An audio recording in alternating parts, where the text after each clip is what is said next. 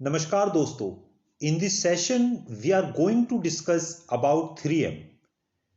These are three Japanese words, 3M, but before 3M we will discuss about two important terms, value and cost. किसी भी organisation में जो भी activities होती है उनको हम दो कैटेगरी के अंदर डिवाइड कर सकते हैं. One is value and second is cost.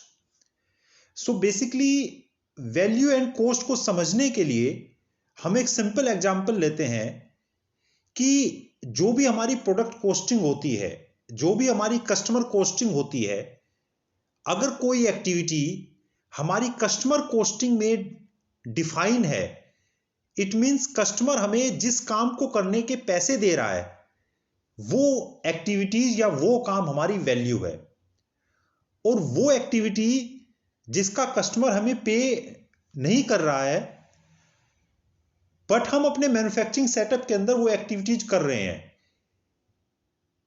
It means वो एक्टिविटी हमारे प्रोसेस का फेलियर है, वो एक्टिविटी हमारे प्रोसेस के अंदर कुछ ऐसा एरर है जिसकी वजह से हमें वो काम करना पड़ रहा है.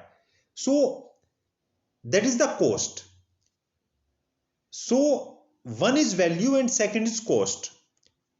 वैल्यू एंड कॉस्ट को हम एक दूसरे तरीके से और अंडरस्टैंड कर सकते हैं कि वो एक्टिविटी या वो काम जिसके करने से हमारे प्रोडक्ट की मैकेनिकल या केमिकल प्रॉपर्टीज के अंदर कोई चेंज होता है तो वो वैल्यू है. इट मींस हमारे प्रोडक्ट की साइज, सेफ, डेंसिटी, वॉल्यूम या किसी केमिकल प्रॉपर्टीज के अंदर अगर कोई चेंज हो रहा है, इट मींस वो एक्टिविटी हमारी वैल्यू है. और जो एक्टिविटी करने से हमारे प्रोडक्ट की मैकेनिकल या केमिकल प्रॉपर्टीज के अंदर कोई चेंज नहीं होता, दैट इज द कॉस्ट. वो एक्टिविटी या वो काम कॉस्ट है. एक हम एग्जांपल लेते हैं. अगर हमारा सेटअप, हमारा ऑर्गेनाइजेशन, मैन्युफैक्चरिंग सेटअप, हमारा मशीनिंग सेटअप है, तो जो हम सीएनसी, वीएमसी या जो भी हमारी मशीन्स है उसके ऊपर जो हम एक्टिविटीज कर रहे हैं, जो हम प्रोसेस कर रहे हैं, वो हमारी वैल्यू है. और जो हम मटेरियल मूवमेंट कर रहे हैं या हम जो मटेरियल स्टोरेज कर रहे हैं या हम जो इंस्पेक्शन कर रहे हैं, वो सब हमारा कॉस्ट है. So this is a basic difference between value and cost. अब हम आते हैं अपने टॉपिक के ऊपर 3M. सो जो 3M जो होते हैं, these are three Japanese word, मुदा, मुरा, मुरी. सो जो हमारी कॉस्ट है, जो हमारी नॉन वैल्यू एडेड एक्टिविटीज है, उसको यहां पर थ्री कैटेगरीज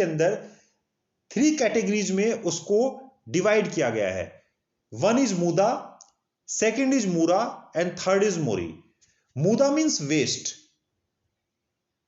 मुरा means unevenness and Muri means fatigue. तो सबसे पहले हम मुदा को समझते हैं. व्हाट इज द मुदा?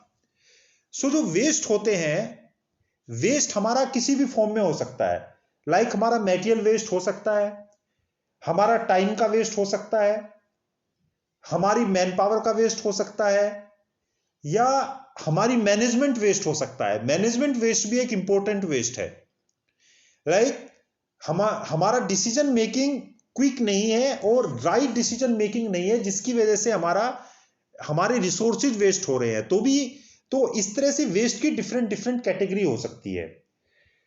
टोयोटा के अकॉर्डिंग वेस्ट को 7 कैटेगरीज के अंदर डिवाइड किया गया है, जिसको 7 कैटेगरी जो है हमारी, इनको टिमवुड के नाम से जाना जाता है. Transportation, inventory, motion, waiting, over processes, over production and defect. So in 7 categories के अंदर हमारे मैन्युफैक्चरिंग वेस्टेज को कैटेगराइज किया जा सकता है. सो दिस इज द मुदा. सेकंड होता है मुरा.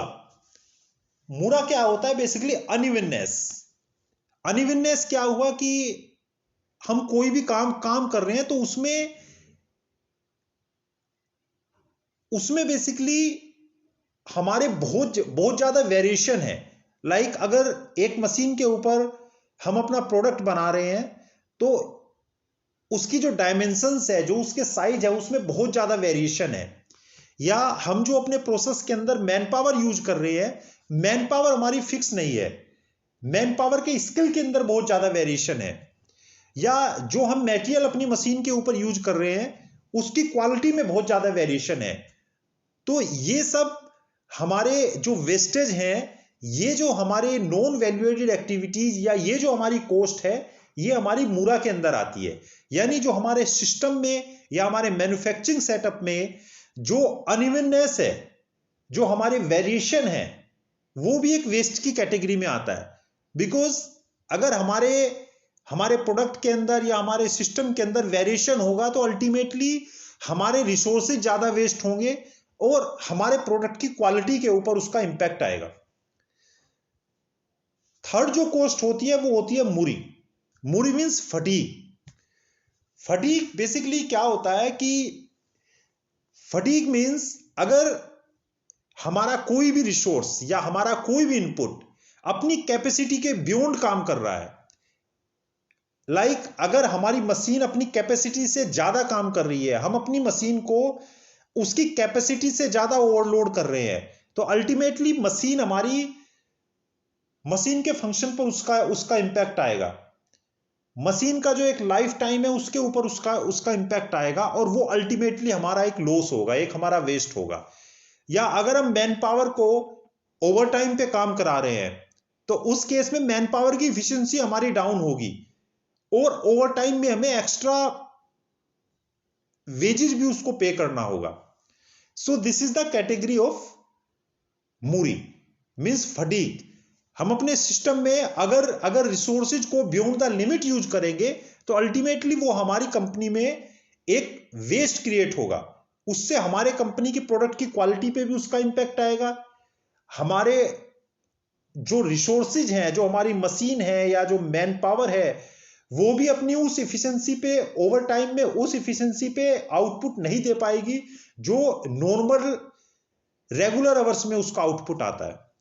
सो these are the three important words, मुदा, मूरा, मूरी। सो बेसिकली जो ओवरऑल ऑब्जेक्टिव होता है 3M का और वेस्टेज को आइडेंटिफाई करने का, ये बेसिकली बिकॉज अगर हम सबसे पहले वी हैव टू अंडरस्टैंड कि जो भी हम एक्टिविटीज अपने मैन्युफैक्चरिंग सेटअप में कर रहे हैं वो वैल्यू है या वेस्ट है। अगर वो वैल्यू है तो दैट इज फाइन, अगर वो वेस्ट है तो वो किस कैटेगरी में हमारा फॉल करेगा, सो दैट कि हम एक क्विक एंड रियलिस्टिक एक्शन उसके ऊपर ले सकें। अगर आपको वीडियो पसंद आया हो तो चैनल को शेयर एंड सब्सक्राइब करना ना भूलें। Thank you.